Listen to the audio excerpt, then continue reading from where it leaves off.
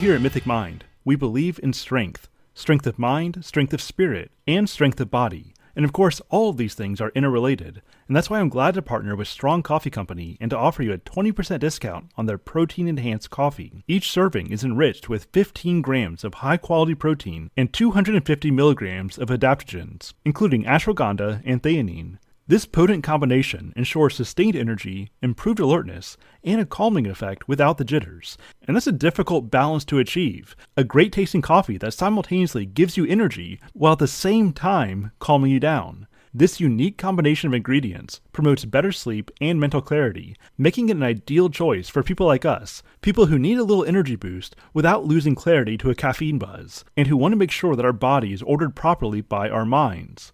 And so head over to strongcoffeecompany.com and use the code MYTHICMIND. That's all one word. Use the code MYTHICMIND to get 20% off your entire order. strongcoffeecompany.com or click that link in the show note.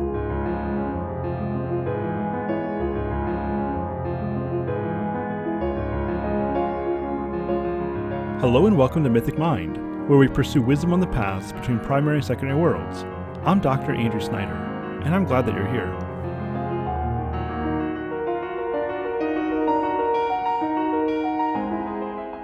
Hey there, and welcome back as we get into the Chronicles of Narnia with The Lion, the Witch, and the Wardrobe. Now, last time I said that we were going to cover the first 3 books today, but because that's how I originally did it in the course, that we had all 3 in 1 week, one module. But, you know, when I put all this together, it felt a little bit long to not be focused on a single topic, single subject matter for that long. And so instead, we are going to break it up a little bit. So this time, we're just going to look at The Lion, the Witch, and the Wardrobe. And then next week, we'll be taking a look at Prince Caspian and The Voyage of the Dawn Treader together. And so 1 book this time, 2 books next time. That's how we're going to do this. All right, so now let's go ahead and enter into the wardrobe.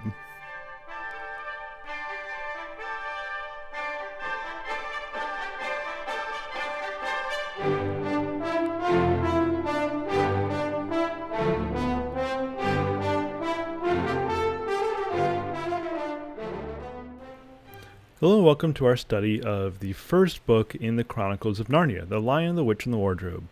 Yes, indeed, the first book in the Chronicles of Narnia. Now, obviously, there's some debate over the order that we should read Narnia. Some people argue, and most modern prints provide you with a chronological ordering, and so we begin with The Magician's Nephew, which tells of the creation of Narnia, and then they follow the in-story sequence of events, the in-story chronology, and that's how they arrange the books. Now, I, and really most Lewis people, right, most Lewis scholars argue that we should go with the publication order, the order in which these books were originally released. Just looking to The Lion, the Witch, and the Wardrobe, I think it's important that we, as the readers, that we enter into Narnia with Lucy, and just as significantly, that we enter into Narnia at the same point that C.S. Lewis himself did. This was originally written to be our introduction into Narnia. In fact, originally, he wasn't sure that there even would be other books. He just had this story in mind, and then the others kind of just fell into place, as he says, as mentioned in the last video, as Aslan really pulled him along. But this was his entry point. This is the entry point for Lucy. I think that this should be the entry point for us as well. Now, I should also mention that I had originally thought about providing one larger video that covers this entire unit for this week. And so, Lion, the Witch, and the Wardrobe, Prince Caspian, and The Voyage of the Dawn Treader. But I've decided that instead I'm going to split this up into shorter videos for each one. And I think that just makes things more convenient for you. As you read each of these books, you can go back and look at the video for just that particular chunk of content. And it's also going to allow me to get some content out to you faster in case I run a little bit behind, as I've been doing recently. And one last caveat before we move forward, and that is that these are not going to be exhaustive studies that I'm providing for you. This entire course is covering so much material from where we started with Ransom up to where we are now that we're only able to cover any of these stories in something of a survey style. As I've been mentioning for the last few studies, I would love at some point to lead an entire study that just does an intensive deep dive into the Chronicles of Narnia. But for this study, what I'm really interested in doing is just highlighting some key moments, highlighting some key themes, focusing on the philosophy that Lewis is giving us through these stories. And so I hope that I provide you with some good guideposts here. Now, starting with first impressions, I've come to learn that Lewis's first paragraphs in his stories are usually very significant. Usually he's setting up some very important themes here. Now, in this first paragraph of The Lion, the Witch, and the Wardrobe, we have the kids arrive at the professor's house, and we're told that the professor himself was a very old man with shaggy white hair, which grew over most of his face, as well as on his head. And they liked him almost at once. But on the first evening, when he came out to meet them at the front door, he was so odd-looking that Lucy, who was the youngest, was a little afraid of him, and Edmund, who was the next youngest, wanted to laugh and had to keep on pretending he was blowing his nose to hide it. And so right away, we learned something about Lucy's character and about Edmund's character. So Lucy, she likes the professor, but she has some fear of him. And on one hand, this could just be some childlike fear. I have twin 2-year-olds. I understand that kids can sometimes get shy. But Lewis is usually telling us something more than that kind of obvious fact.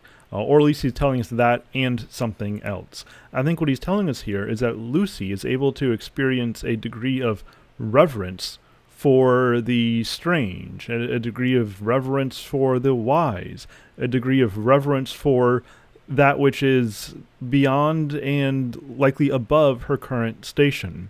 And I think that's one reason why she is the first one allowed into Narnia, and why she has a particular attachment to Aslan, because she is able to posture herself appropriately before him in a kind of reverence and a kind of healthy fear.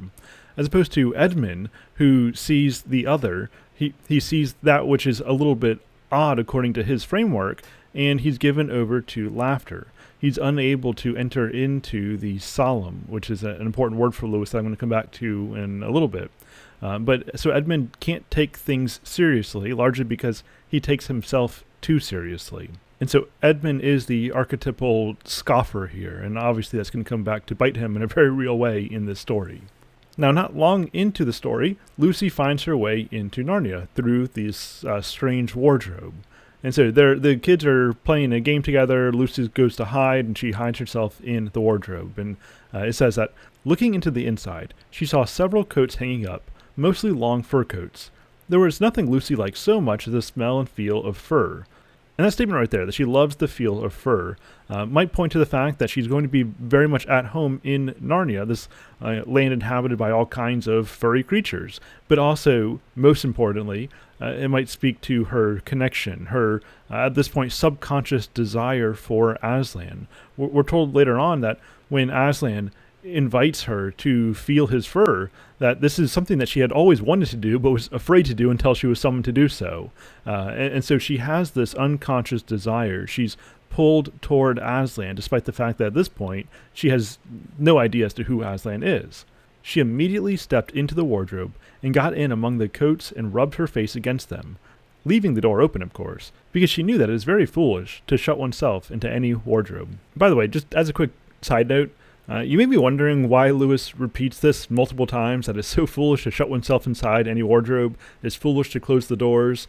It seems kind of odd for him to really emphasize that, but really this comes from the fact that Owen Barfield's wife was afraid that some kids would read this and lock themselves in wardrobes. And so it's really just as simple as that. Lewis is taking Maud Barfield's warnings here, her cautions into mind, and trying to make sure that no kid reads the story and then locks himself into a wardrobe. But I do want to point out the connections here between Lucy entering Narnia through the wardrobe, this land that's going to lead to her enchantment, her ennobling, this land, this experience, this Aslan-led journey that's going to lead her to become more herself. And I want to talk about that in connection with this scene from That Hideous Strength. And I briefly alluded to this connection when we were reading That Hideous Strength, but I think it's worth looking back for that now. Now, this is toward the end of the story, toward the end of That Hideous Strength, when all of the Oyarsu are descending on St. Anne's, and the women are upstairs trying on all of these marvelous clothes and just marveling in each other's beauty. That same afternoon, Mother Dimble and the 3 girls were upstairs in the big room which occupied nearly the whole top of the floor of one wing at the manor, and which the director called the wardrobe. If you had glanced in, you would have thought that for one moment that they were not in a room at all, but in some kind of forest. A tropical forest glowing with bright colors, A second glance, and you might have thought that they were in one of those delightful upper rooms at a big shop, where carpets standing on end and rich stuffs hanging from the roof make a kind of woven forest of their own. In fact, they were standing amidst a collection of robes of state, dozens of robes which hung, each separate, from its little pillar of wood.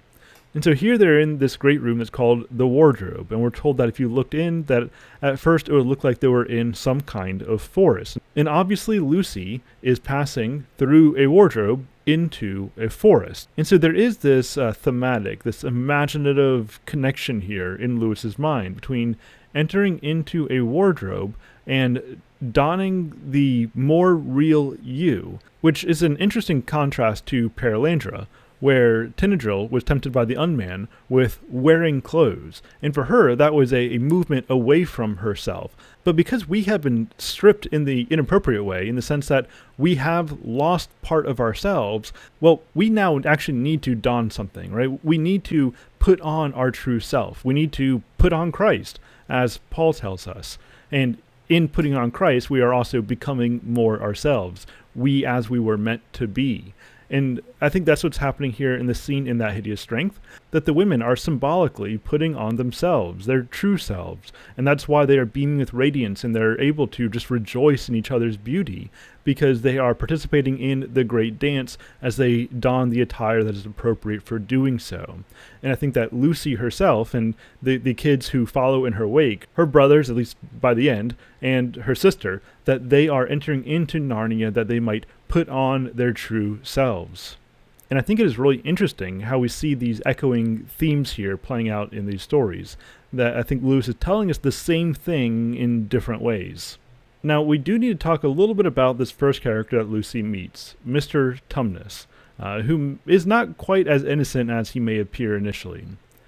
He was only a little taller than Lucy herself, and he carried over his head an umbrella, white with snow. From the waist upwards, he was like a man, but his legs were shaped like a goat's. The hair on them was glossy black, and instead of feet, he had goat's hooves.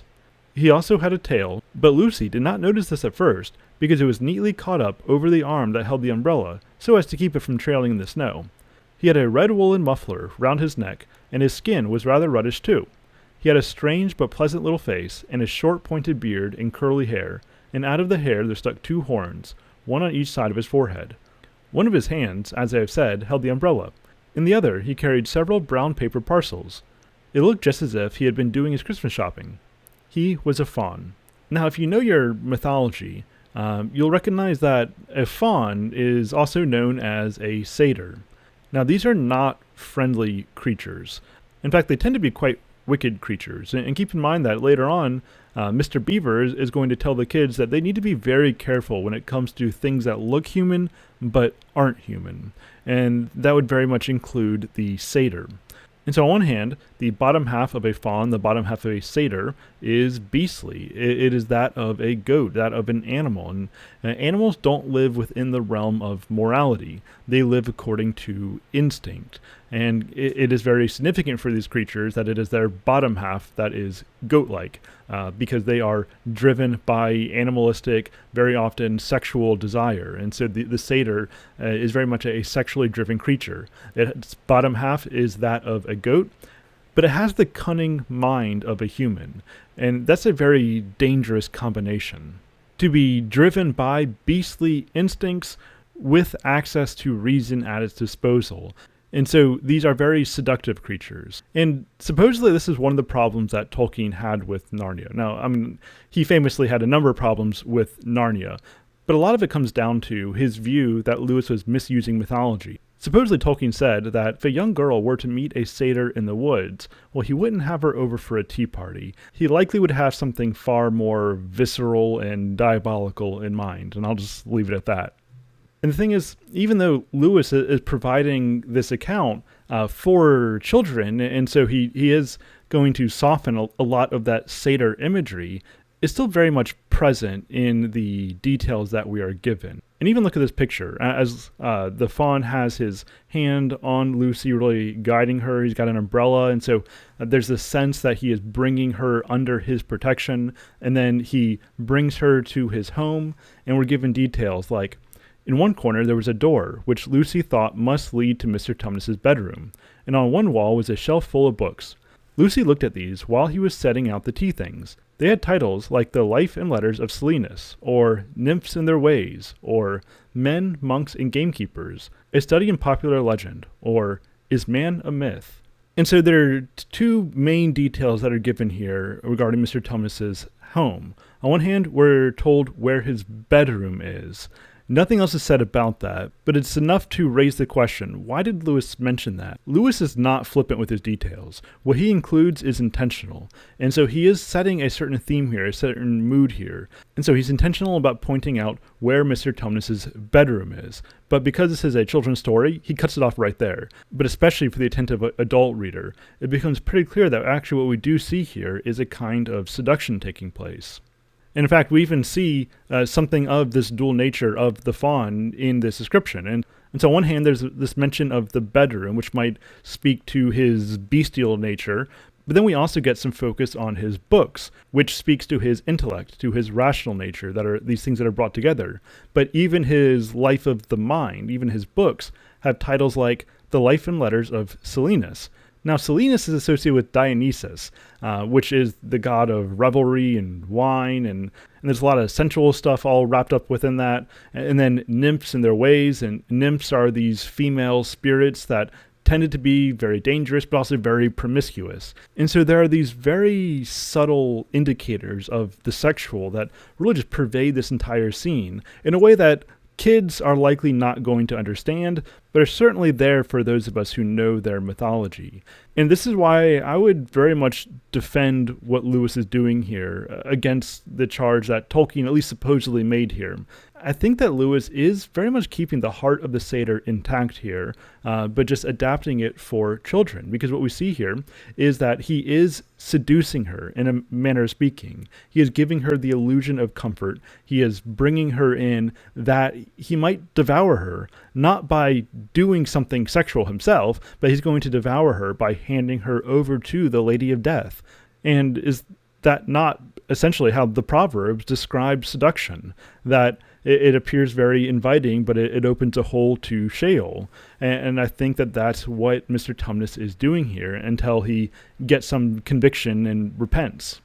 Which tells us that although he may be a vile creature by nature, or at least by tendency, there is a possibility of redemption, that he is able to suppress his bestial nature and to live within his humanity, that he can climb up this chain of being from the animalistic to the rational, toward the virtuous. And this is very important for Greek philosophy, this idea that we have an animal soul, but we also have a rational soul. And to live the life of virtue, we need to let reason take the lead. And given Lewis's appreciation for Plato, I can't help but to think that there's some of that going on here. That we really see this Greek struggle for humanity taking place within Mr. Tumnus. And fortunately, Mr. Tumnus does repent, and he sends Lucy on her way, lets her go back home. And she tells her siblings about this adventure that she had, and obviously they don't believe her at first, and so they go and talk to the professor. And he really rebukes them, siding with Lucy. And he says, "Logic," said the professor half to himself. "Why don't they teach logic at these schools? There are only three possibilities. Either your sister is telling lies, or she is mad, or she is telling the truth. You know she doesn't tell lies, and it is obvious that she is not mad. For the moment then, and unless any further evidence turns up, we must assume that she is telling the truth." And this right here is obviously Lewis's liar, lunatic, or Lord apologetic that he gives us in Mere Christianity, in which he argues that Christ cannot just be a good teacher, that either he is a liar, he said things that are not true, or he is crazy, meaning he believed the things that he said, but they weren't true, or he is Lord. He is exactly who we said that he was. Well, if you look at his character, you look at what we're given of Christ's life, he doesn't seem to be a liar, nor does he manifest the symptoms of insanity, of madness. And so, we have good reason to believe that he is exactly who he says that he is. And this is the line of argument that the professor provides for defending the story of Lucy. Now let's talk a little bit about Edmund and the White Witch. And so when Edmund first follows Lucy into the wardrobe and makes his way into Narnia, not long after he gets separated from Lucy, he encounters the White Witch. And he approaches her saying, my name's Edmund, said Edmund, rather awkwardly. He did not like the way she looked at him. The lady frowned. "Is that how you address a queen?" she asked, looking sterner than ever. "I beg your pardon, your majesty. I didn't know," said Edmund. "Not know the Queen of Narnia," cried she. "Ha! You shall know us better hereafter." And so early in the story, we get this conflict regarding authority.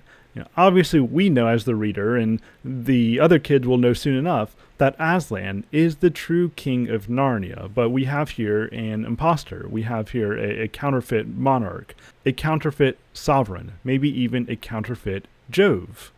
And I think it's very significant here that the villain of this story, which is really about authority, remember, as Michael Ward says, the planetary influence associated with the Lion, the Witch, and the Wardrobe is Jove, is Jupiter, the sovereign, the king. And here we have this conflict between the rightful King Aslan and the Queen of Narnia. And it's important for Lewis that Jove has a masculine quality to him. In fact, that he is masculine, because the masculine is that which asserts itself, and this is very important for the king, a king who leads, a king who guides, a king who orders the influences that are below it. The masculine asserts itself, and the feminine receives. Well, here we have the disordered feminine setting itself up in the place of Jove, trying to assert itself. But especially within this realm of myth that we're dealing with here, when the feminine asserts itself, well, you don't get new life, because it's a perversion, it's a corruption of proper order. You get new life when the masculine asserts itself, the feminine receives, and in so doing, that gives rise, it gives birth to new life. The rain falls onto the earth, which then receives the rain and then produces vegetation. In fact, that's the very image that Arnhem gives for the relationship between Ungit and her husband. That the brute, who is sometimes her husband, that he rains water down, which is received into the earth which is very often associated with Ungit, especially toward the end of the book, and then Ungit receiving the rain gives rise to life, to vegetation. That's how life develops, that's how being is propagated, that's how joy and vitality abound. But when you have the feminine asserting itself, well, that's not going to lead to new life. That's just not how things work. And so what that is going to produce is an endless winter, an endless barrenness. All winter, no Christmas. Everything is going to be frozen over. And I'm going to say a little bit more about who I believe the White Witch is in a little bit. But for now, I want to focus mostly on Edmund. And so Edmund gets his loyalties wrong here. And so Edmund sides with the queen because, well, she gives himself and she promises him all of this power. If only he would follow her, if only he would blindly follow her commands, not really understanding exactly what's going on here. As long as he would blindly follow her, she would reward him with great power, with great authority. He would be in the inner ring. And I think that we see some strong connections here between Edmund's progression or digression and Mark Studdick's entryway into Belbury. Jumping forward a bit, after the kids spend some time with the beavers and Edmund sneaks out to go to the witch's house, we get this description of that journey. As for what the witch would do with the others, he didn't want her to be particularly nice to them, certainly not to put them on the same level as himself, but he managed to believe, or to pretend he believed, that she wouldn't do anything very bad to them, because, he said to himself, all these people who say nasty things about her are her enemies, and probably half of it isn't true. She was jolly nice to me, anyway, much nicer than they are. I expect she is the rightful queen, really. Anyway, she'll be better than that awful Aslan. At least, that was the excuse he made in his own mind for what he was doing. It wasn't a very good excuse, however, for deep down inside him, he really knew that the White Witch was bad and cruel. And I think what we get here is really a distillation, or maybe a better way of saying that is a brief view at what we get more fully in Mark Studdick's pursuit of the inner ring. That he keeps pursuing this seat of power, the seat of influence, that which will make him special, that which will give him a place on the inside of things. He's trying to look for the center of things. But as he pursues the center, things become more confused. But really it's a willful confusion, because all along, Mark really does recognize that he's doing the wrong things. And that's why he doesn't want Jane to be part of Belbury, because he recognizes that if she showed up, well, then he would have to actually deal with reality, that he wouldn't be able to live in his delusion anymore. And so Mark is engaging in a willful delusion because he thinks, against reason, that this is going to lead him to a place of significance. And it's exactly what Edmund is doing. He is engaging in a willful delusion because he believes that this is the path to significance. This is the path to the inner ring. He's pursuing the center, not remembering that Meldil, or Aslan, is the center. Now, this is a significant scene, and so this is in the House of the Beavers, and this is when Aslan is first mentioned. And now a very curious thing happened. None of the children knew who Aslan was any more than you do, but the moment the beaver had spoken these words, everyone felt quite different. Perhaps it has sometimes happened to you in a dream, that someone says something which you don't understand, but in the dream it feels as if some enormous meaning, either a terrifying one which turns the whole dream into a nightmare, or else a lovely meaning, too lovely to put into words, which makes the dream so beautiful that you remember it all your life and are always wishing you could get into that dream again. It was like that now. At the name of Aslan, each one of the children felt something jump in its inside. Edmund felt a sensation of mysterious horror. Peter felt suddenly brave and adventurous. Susan felt as if some delicious smell or some delightful strain of music had just floated by her. And Lucy got the feeling you have when you wake up in the morning and realize that it's the beginning of the holidays or the beginning of summer. And all these responses are kind of on the nose. I mean, they don't necessarily require a great deal of analysis, even if I think that they do deserve some highlighting. So Edmund feels a sensation of mysterious horror. Remember in Perelandra, at the beginning, when the Lewis character approaches Malacandra, he approaches the Oyarsa in the House of Ransom, and he's really undone because he recognizes he's encountering goodness, but it's not at all the kind of meeting that he had expected with goodness. In fact, he felt a kind of horror. He is disturbed. He is undone, recognizing that he doesn't belong there. He doesn't belong in relation to goodness. Now, the Lewis character is a Christian, and so that is a pathway to greater intimacy, toward greater reflection, toward becoming more of a self. Edmund obviously is not there yet. He only experiences the horror at the good, even as surely, if darkness had a feeling, it would certainly feel horror when the light appears and it is forced to flee. Peter felt suddenly brave and adventurous. In response to the great lion, well, he becomes lion-hearted. Susan felt as if some delicious smell or some delightful strain of music had just floated by her. Now, a lot has been made of this, especially regarding what happens to Susan by the last battle. Is Lewis already giving us some sense that she isn't fully taken in by Aslan? That this delicious smell, this music, it floats by her, but doesn't necessarily enrapture her. And so maybe this is a way of saying that she was never fully in. Now, for what it's worth, I don't see any mandate to go into that direction. And we'll talk about this more when we get to the last battle and the so-called problem of Susan, which we're going to have to talk about because this is something that C.S. Lewis scholars love to talk about. And so we'll probably talk about this again. But for now, I just want to say that at this point, I really don't think that Lewis is telling us anything about Susan's relationship to Aslan other than the fact that his name, that his influence is drawing her in. And Lucy gets this feeling that you have when you wake up in the morning and realize that it's the beginning of the holidays or the beginning of summer. And so she has this joviality, this liberality, this freedom, which very much speaks to the jovial influence, that hard-won joy that comes after winter. And so Lucy experiences the beginning of the end of the winter. She is experiencing this hard-won joviality. Now, not long after this, we get the arrival of Father Christmas, and we're told that some of the pictures of Father Christmas in our world make him look only funny and jolly. But now that the children actually stood looking at him, they didn't find it quite like that. He was so big and so glad and so real that they all became quite still. They felt very glad, but also solemn. And that word solemn is important for Lewis. In fact, before I say anything else, I want us to take a look at this short passage from Lewis's preface to Paradise Lost. He says that the solemn is the festal, which is also the stately and the ceremonial, the proper occasion for pomp. And the very fact that pompous is now used only in some bad sense measures the degree to which we have lost the old idea of solemnity. To recover it, you must think of a court ball, or a coronation, or a victory march, as these things appear to people who enjoy them. And so we are told that Father Christmas is very solemn.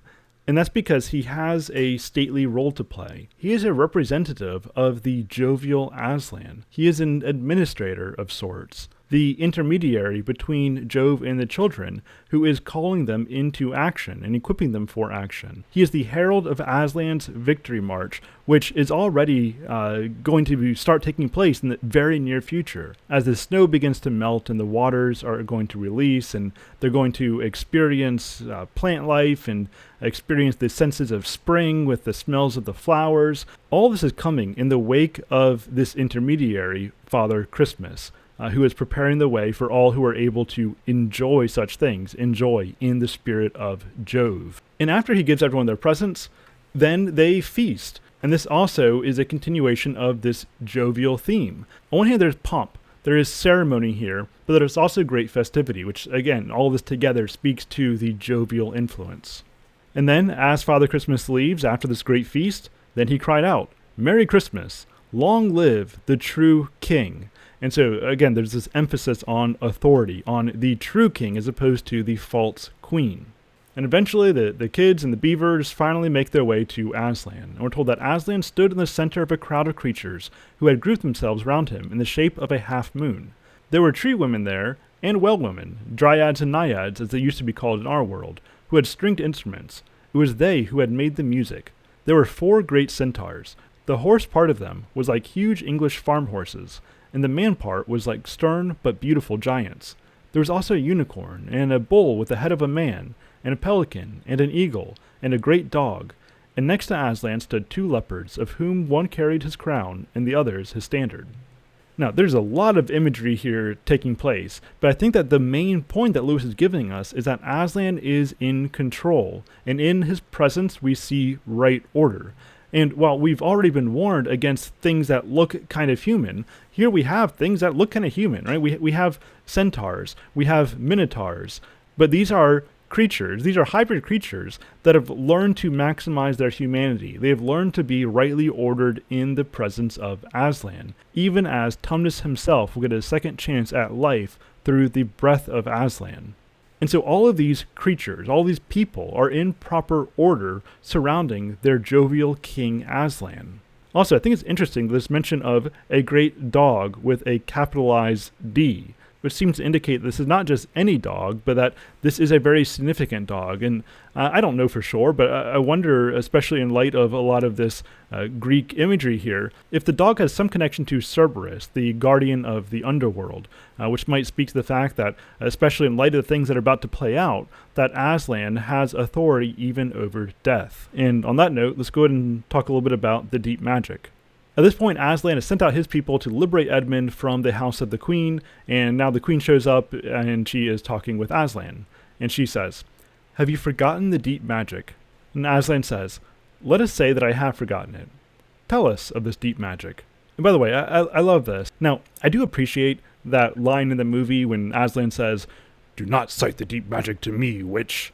I was there when it was written." However, I actually appreciate more what Lewis does here, as Aslan gets the witch to tell him about the deep magic. And this reminds me in Paralandra, when the unman is talking about how great death is, and he wants to teach the woman death. And Ransom says to the unman, "Remind me what happened when Maleldil became acquainted with death. How did that work out for you?"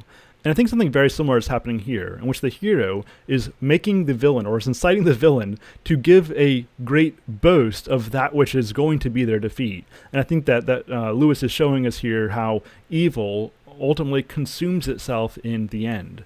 It is a continual movement toward nothing, and so evil tends to be its own undoing. In fact, it is its own undoing. That's what it means to be evil. It's a movement away from being. And the witch replies, "Tell you," said the witch, her voice growing suddenly shriller. "Tell you what is written on that very table of stone which stands beside us. Tell you what is written, in letters deep as a spear is long, on the firestones of the secret hill. Tell you what is engraved on the scepter of the emperor beyond the sea. You at least know the magic which the emperor put into Narnia at the very beginning. You know that every traitor belongs to me as my lawful prey, and that for every treachery I must have a right to a kill." "Oh," said Mr. Beaver, "so that's how you come to imagine yourself a queen. Because you were the emperor's hangman. I see." Now, a lot of people look at this and think that Lewis is providing us with a ransom theory of the atonement, the idea that God had to give a ransom to Satan in order to secure salvation. And that's just bad theology, and if that's what Lewis were doing here, then I think that would be problematic, and it would mandate some serious criticism. But I actually don't think that's what's going on here. For one thing, we should always be careful not to read Lewis's fiction and then go straight into systematic theology with it, because he's telling stories, and stories are not the same thing as discursive systematic theology. We can certainly see Lewis's philosophy come out through his stories, but at the same time, we're in the realm of fairy tale here. It's the same kind of realm as myth, and when you're in the realm of myth, you can get away with some things that you can't get away with when you're preaching a sermon or when you're teaching a theology class, which is why I remember in Till We Have Faces, at one point the fox says that the gods aren't just. Well, you don't take from that Lewis is telling us God isn't just. No, you have to look into the story to see on a more dynamic level, what is that doing? On a rhetorical level, what is that doing? Where is that pushing us toward? And so in that sense, I think that Lewis was telling us something true here when the fox said the gods aren't just. But it would be wrong in a theology class if your professor told you God is not just. The genre very much matters here. But even setting that aside for a moment, but I'm not convinced here that Aslan is giving himself over to Satan. I think that instead what we see is love giving itself over to Ungit. Remember that for Lewis, as we've discussed many times by this point, the feminine influence can take two main directions. On one hand, you have the ideal feminine. This is Perelandra proper. This is baptized Venus. In the properly ordered position, the masculine asserts itself, the feminine receives, and gives birth to new life. Ransom commissioned by Mars is received by Venus, goes beneath the surface of Venus as he submits his martial prowess to her service, and in so doing, new life is established. Mark Studdock, in the end, learns to pursue Jane, who is waiting to receive him, and in so doing, we get this idea that new life is going to be established. The groom of Ungit reigns on the earth, which in a certain sense is Ungit, and she produces vegetation. Ansit does not assert herself into Barty's ambition, but receives him, and in so doing enables him to be more himself. On the other end of the spectrum, you have the consuming feminine. This is Orwell for much of her story, and this is who Ungit is to her, because, well, she is that Ungit. According to the fox, we are all Ungit. This version of Ungit is that which does not receive to produce new life, but that which consumes and gives nothing back. This is the devouring mother. This is the witch in Hansel and Gretel. This is the mother in The Great Divorce, who would take her son to hell if she could, if only he would be hers. This is death, as death receives our lives, and if she would have her own way, her own autonomous way, she gives nothing back. If Orwell threw herself into the river, she would not escape Ungit, for death is but another of her domains, or maybe even better yet, death is simply another face of Ungit. However, if you learn to die before you die, then death can become a servant to new life. It can become the producing mother, that which gives rise to new life. Even death can do this. Psyche learned this. She goes into the underworld to recover the beauty of the Queen of the Dead, so that the act of dying might be made beautiful as it's transformed into something life-giving. This is how Ungit is made beautiful. Had Ransom not descended into the earth of Perelandra, she likely would have become a devouring Ungit, but because he entered into the underworld in the right way, he played his role in making her beautiful. Well, I think that something very similar is happening here in Narnia. Of course, there is some significant devil imagery wrapped up in Jadis, as the devil is wrapped up in death itself, but I think that on a more primary level, Jadis is better understood as Ungit than as Satan. She is the devouring feminine. She is the death that receives, which is why all traitors, all who reject the proper order of Aslan, are hers by right. Those who reject order, they're embracing nothingness. They're moving away from life into death. And that's just why they are hers by right. This is what they choose. Now, as we're told in The Great Divorce, all who enter hell choose to be there. And so the punishment is the natural result of the orientation of the soul. However, Aslan willingly enters into death that it might be made beautiful. He recovers beauty from the Queen of the Dead. Aslan enters into death, and at the same time death receives Aslan and gives rise to new life, not only for Edmund, but for Narnia. There's cosmic significance to this dive and this ascension, as there was for Ransom and Perelandra. Now, I should say that you can take this thesis for what it is. I have not seen or heard it anywhere else. So this is just coming from me, and I think that I need to work through it a little bit more, but I'm fairly convinced that I'm at least moving in the right direction with this. And I would love to hear your thoughts on my analysis. But back to the story itself. So Aslan dies, he rises from the dead, he goes and he liberates all of the statue people, gives them new life by breathing on them, and then he takes this army and wins the battle, and he himself, Aslan himself, defeats the White Witch, in a manner that very much reminds me of Mr. Bultitude. And then at the end, we get the coronation of the children at Cair Paravel. As they are sitting on the 4 thrones, they are fulfilling the prophecy spoken of them. They are going to bring Narnia into proper order, which again speaks to the jovial influence that saturates this entire story. That it's all about authority, the true authority of Aslan, the false authority of the witch. And now we get the authority of the kings and queens who are appointed by and under the higher rule of Aslan to put Narnia into proper order. Very jovial theme here. And they themselves grew and changed as the years passed over them. And Peter became tall and a deep-chested man, and a great warrior, and he was called King Peter the Magnificent. And Susan grew into a tall and gracious woman with black hair that fell almost to her feet. And the kings in the countries beside the sea began to send ambassadors, asking for her hand in marriage. And she was called Susan the Gentle. Edmund was a graver and quieter man than Peter, and great in counsel and judgment. He was called King Edmund the Just. But as for Lucy, she was always gay and golden-haired, and all princes in those parts desired her to be their queen, and her own people called her Queen Lucy the Valiant. And so, again, proper ordering, Aslan is ultimately in charge, but Peter is appointed High King, and Edmund and his sisters are appointed kings and queens below him. And so we get a very firm hierarchy here that brings everything into proper order. The great dance is now playing out throughout Narnia. And as such, they are established as these legendary rulers in Narnia. As Ransom says on Paralandra, they begin to enact a myth rather than just go on an adventure. And so they are becoming these mythic rulers that are going to enter into the modern era, so to speak, in Prince Caspian. And that is where we will leave off for now. Until next time, Godspeed as you go further up and further in.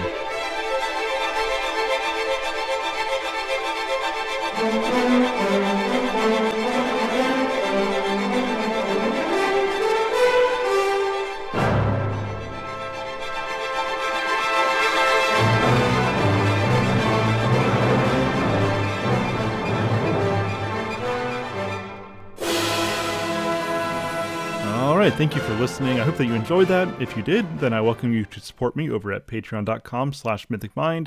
Become a patron, and for the month of November, I am offering a 25% discount on annual patronage. So just head over to patreon.com/mythicmind or click that link in the show notes, become an annual patron, and save 25%. And now I would like to thank all Tier 3 patrons and higher. So many thanks to Mark, William, Paul, Clinton, Jamie, Christopher, Justin, Aaron, Chaz, Evie, Kyle, Tyler, Chase, David, Amanda, Justin, Roger, Jack, Ross, Don, Adam, Kit, Andrew, and Michael. You all go above and beyond in helping Mythic Mind function to do the various things that we're doing. And there's a lot of things that I would like to see happen as we move forward with 2026, making some plans right now.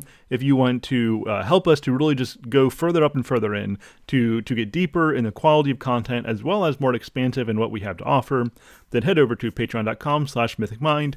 The more that you're able to support me, support the work that we're doing here at Mythic Mind, the more I can turn my attention away from other things that are currently paying the bills. And so that would be very helpful. But if you want to just keep listening on the freebie feeds for now, then make sure that you are subscribed also to Mythic Mind Games and Mythic Mind Movies and Shows, and make sure that you're also subscribed to my YouTube channel. That way you have the video content as well when you're able to sit down and watch something, have the visuals in front of you. But obviously there's convenience with the podcast as well, so keep listening there.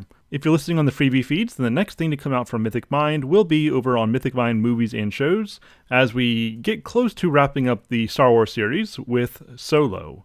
And then, as I said, next week over here, we will be looking at Prince Caspian and the Voyage of the Dawn Treader. Until next time, Godspeed.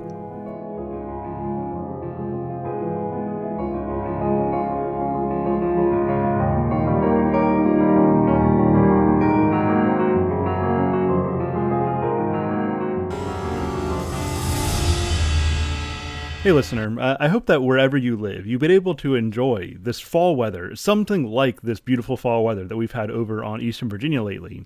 We've had some nice, crisp, cold air, beautiful colors on the trees of brilliant yellows and orange and reds, but as lovely as those leaves look up on the trees, well, they don't look quite so nice on your yard. And so if you're getting ready to bring some order to the chaos that is your yard this season, well, you want to make sure that your hands are protected, right? Whether you're raking up leaves, you're working in that cold, dry air, you want to make sure that you keep your hands safe. You don't want to get blisters, you don't want them to get cracked, or just be unnecessarily uncomfortable. And so what I recommend is that you get a nice pair of gloves in order to keep your hands in good condition, right? Your hands are important, so you need to treat them well. Well, I'm glad to say that I'm partnering with Bare Knuckles to bring you some of the best leather gloves ever made, and at a 15% discount for our listeners with the code Mythic Mind. And I really want to let you know about their pre-curved premier leather work gloves, crafted to naturally fit the curve of your hands. These gloves are engineered for superior comfort, reducing hand fatigue and increasing productivity. They're made from premium leather, and they offer exceptional durability and protection, ideal for demanding work environments. Whether you're tackling heavy-duty tasks, you're working in cold weather, or you're handling delicate welding jobs, their gloves make the perfect balance of flexibility and strength. And so when you're out there working hard with your hands, well, make sure that your hands are protected because they deserve it. And so head over to buybareknuckles.com, and that's bear as in B-E-A-R. So buybareknuckles.com, use the code MythicMind to get 15% off these premier leather gloves. And you can also click that link in the show notes.